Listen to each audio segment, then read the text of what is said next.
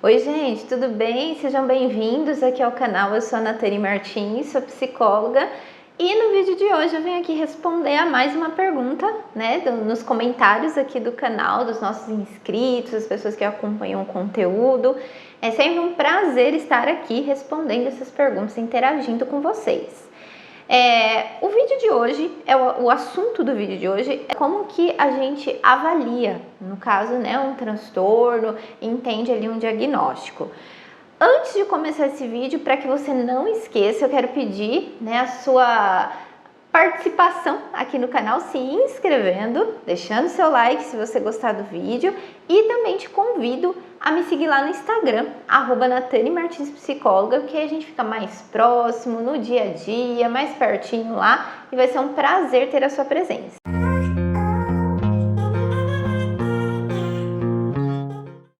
Bom, gente, vamos lá. Vamos responder aqui mais uma pergunta. A pergunta que eu vou responder, que eu transformei aqui em conteúdo do vídeo, é do Cláudio Schmidt, que deixou um comentário num vídeo que eu postei alguns dias atrás sobre como nossa mente funciona.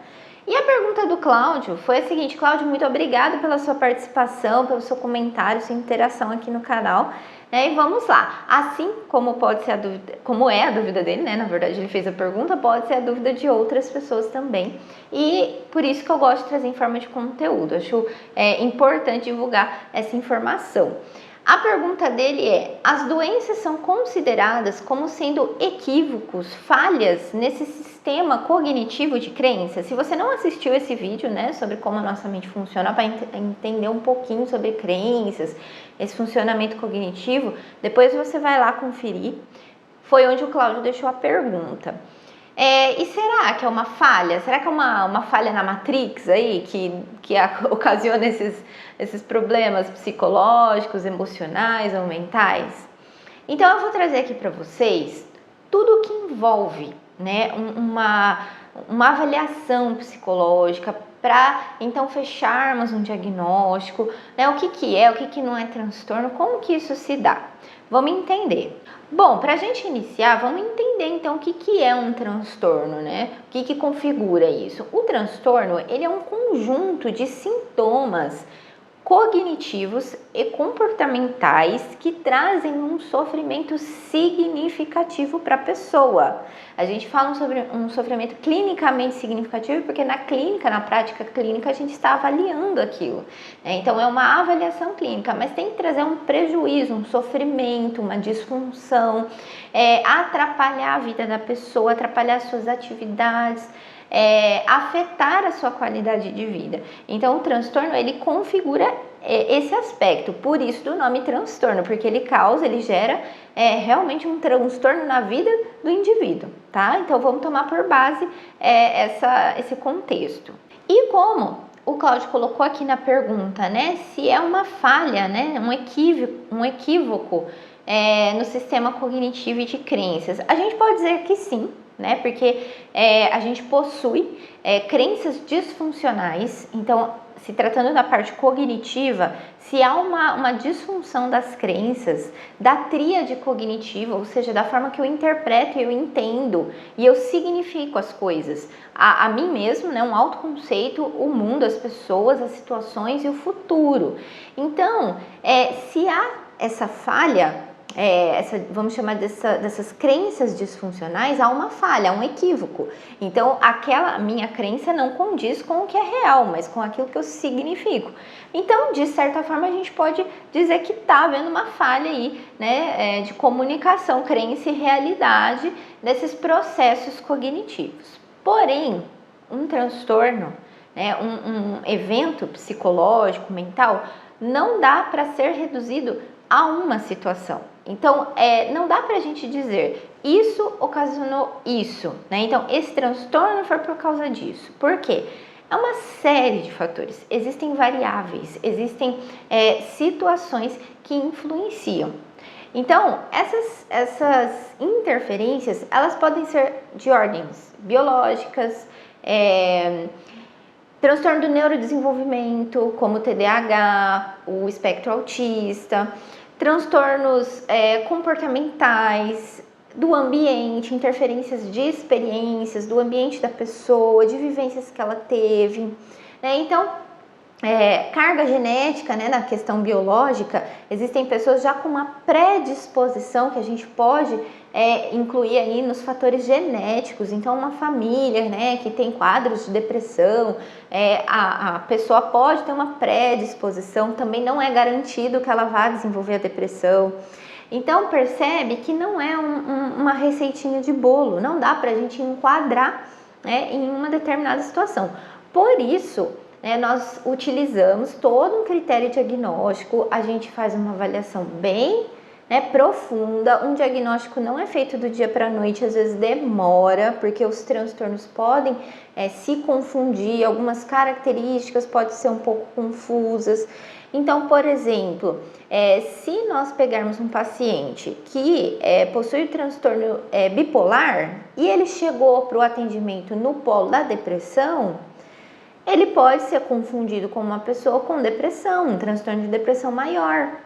Mas ao longo dos atendimentos, com o histórico de vida, que é muito importante, uma boa anamnese, recolhendo os dados ali, o profissional pode perceber, né, em determinados momentos, o polo da mania, né? Então, aí começa a ficar, né, opa, acendeu aquela luzinha. Então, a gente vai fazendo uma observação bem criteriosa. Por isso que não é rápido um diagnóstico, não é tão fácil assim, ele é bem complexo. E aí, eu vou até apresentar aqui para vocês, tá aqui pertinho de mim, o manual, né, o Manual Diagnóstico e Estatístico dos Transtornos Mentais. Ele foi revisado recentemente, essa edição nova, a 5ª edição, é o DSM-5-TR, que ele foi todo revisado, atualizado, né, os transtornos aqui. Então, nós utilizamos, os profissionais da área da saúde como um todo, da saúde mental, utiliza esse manual diagnóstico aqui para fazer uma avaliação em termos de diagnóstico. Então, aqui contém todos os transtornos, né, psicológicos, mentais, que uma pessoa pode apresentar. Então, como vocês podem ver, ele não é nada pequeno, então ele é bem completo. A gente tem que fazer uma análise bem completa, tá? Bom, então é isso. Vários fatores podem interferir ali no desenvolvimento, no aparecimento de uma doença mental, né? Tem uma idade específica, né? A pessoa nasce assim, não nasce assim, como que isso funciona? Transtornos do neurodesenvolvimento, eles especificamente têm que acontecer na infância, né? Então, já na infância existe o transtorno, porque é do neurodesenvolvimento. Então, há uma alteração no desenvolvimento neurológico. Mas outros transtornos, por exemplo, podem surgir na fase adulta, na fase mais jovem. Às vezes a pessoa passa a vida inteira tendo o transtorno, nunca foi diagnosticada, vai ser diagnosticada lá, né, já um pouco mais velha.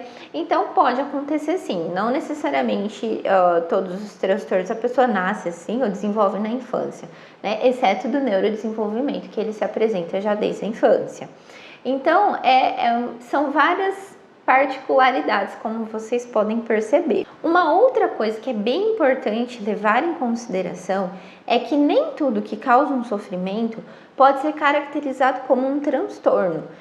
Por exemplo, um processo de luto. Então, alguém está passando por um luto de alguma situação. A perda de um ente querido, né? A perda aí de algo importante da vida, né? Uma mudança muito significativa. E a pessoa está num processo de luto, o término de um relacionamento, de um casamento. E ela vai ficar triste, ela vai ficar com o humor deprimido, ela vai perder muitas vezes a vontade de fazer aquilo que ela gosta, ela vai passar por um processo, né, de raiva, de negação. Isso pode ser confundido se a gente não souber o histórico e não levar em consideração o tempo, a intensidade disso na vida da pessoa, pode ser confundido como uma depressão. Mas ficar triste é normal, faz parte da vida. O luto faz parte da vida. Isso não caracteriza um transtorno de depressão. Então, é por isso que a gente tem que tomar esse cuidado, que nem tudo que está causando um sofrimento naquele momento significa que é um transtorno, né? Então, tem coisas que fazem parte. Outra questão bem importante também são questões culturais, sociais e culturais daquele indivíduo. As culturas interferem diretamente no funcionamento das pessoas, né? O que a pessoa apresenta, o funcionamento comportamental dela, tudo é influenciado pela cultura em que ela vive. Então, tem culturas, tem países que vai ser muito normal determinada situação, que em outros não é. Tem comportamentos que aqui, por exemplo, vai parecer muito esquisito, né? E que em outro país não, é aprendido assim. Então, fatores culturais, ou seja, de onde a pessoa vive, a gente também precisa levar em consideração que ela aprendeu, né? Como que isso é na realidade dela. Principalmente agora com o atendimento online, que a gente atende aí, né, pessoas do mundo inteiro, isso é bem importante, porque atender uma pessoa de uma outra cultura, de um outro país, vai interferir diretamente nessa questão, né, de como ela se comporta, tá? Então isso é bem importante também. Outra questão, né, para se levar em consideração são fatores de substância. Se aquela pessoa está apresentando alguma alteração cognitiva ou comportamental, né, devido a uma substância, ao uso de substância, seja droga, seja álcool, seja medicamentos, né, porque medicamentos a gente tem que lembrar que são drogas e causam alterações químicas no nosso cérebro, no nosso sistema nervoso central. Então, tudo isso deve ser levado em consideração. Por isso é importante uma avaliação, porque se um paciente chega com uma alteração comportamental ou cognitiva e a gente não pergunta se ele toma um medicamento, por exemplo, esse medicamento pode estar tendo interferência direta. Então, aí é fechado um diagnóstico e, na verdade, ele está sob efeito de uma substância.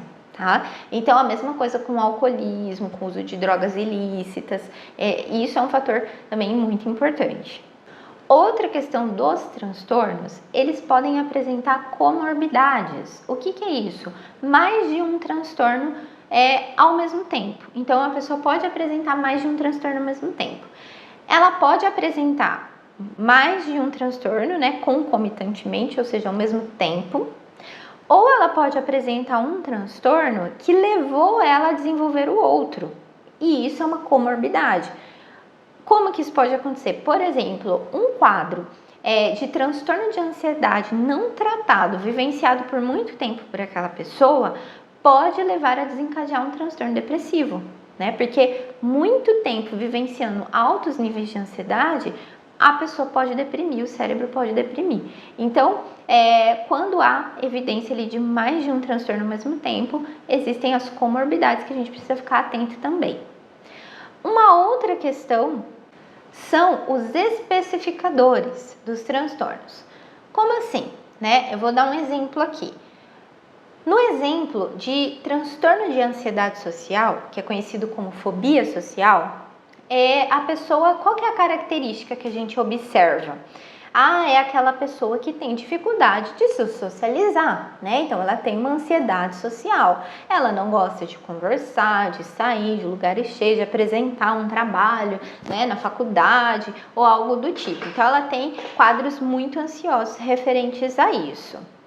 Porém, e se um paciente chega que se relaciona bem, conversa, tem amigos, sai, tem seu momento de lazer, não tem dificuldade de se socializar?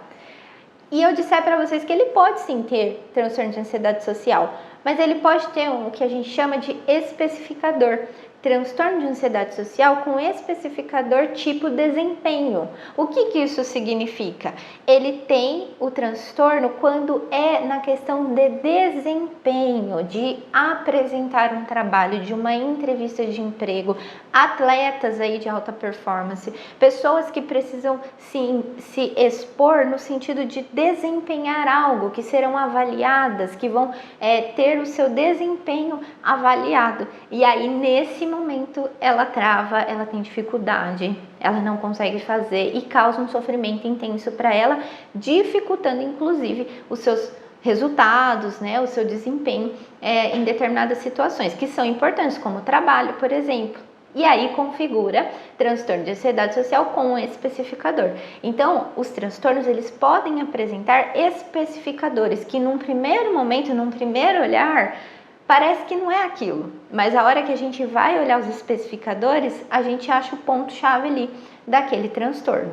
E, para que vocês entendam, é uma linha muito tênue entre ter um transtorno ou não, ou ser uma pessoa tida como normal, né? Porque é um fiozinho de cabelo que divide isso. A gente tem que pensar que os transtornos psicológicos, mentais, o que configuram eles é no sentido quantitativo e não qualitativo.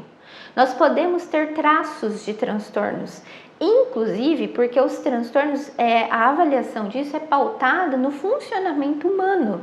Então, nada mais comum e esperado que o nosso funcionamento, mesmo que não configuremos um transtorno, seja parecido em alguns aspectos com alguns transtornos.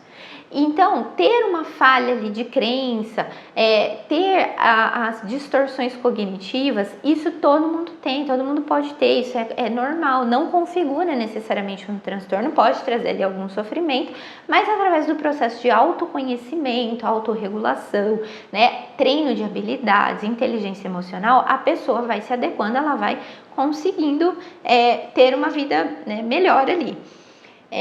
Então, o transtorno ele é a intensidade, a quantidade de sintomas, a intensidade desses sintomas, o tempo que esses sintomas se apresentam. Então, ele é muito mais quantitativo do que qualitativo, porque todos nós, se a gente for ver, todos nós temos algumas manias, né? Tem pessoas que são mais dependentes, elas dependem mais de alguém, estão sempre apegadas com alguém. Isso não significa que elas têm personalidade dependente ou ansiedade de separação, não precisa configurar um transtorno, né? Tem pessoas que são mais exibicionistas, né? Um pouquinho mais teatrais, isso não configura um transtorno de personalidade histriônica, por exemplo. Tem pessoas que têm muito medo de serem deixadas, são muito apegadas, né? Tem uma interpretação, às vezes, de rejeição um pouquinho mais acentuada, intensificada, mas isso não configura, por exemplo, um transtorno de personalidade borderline.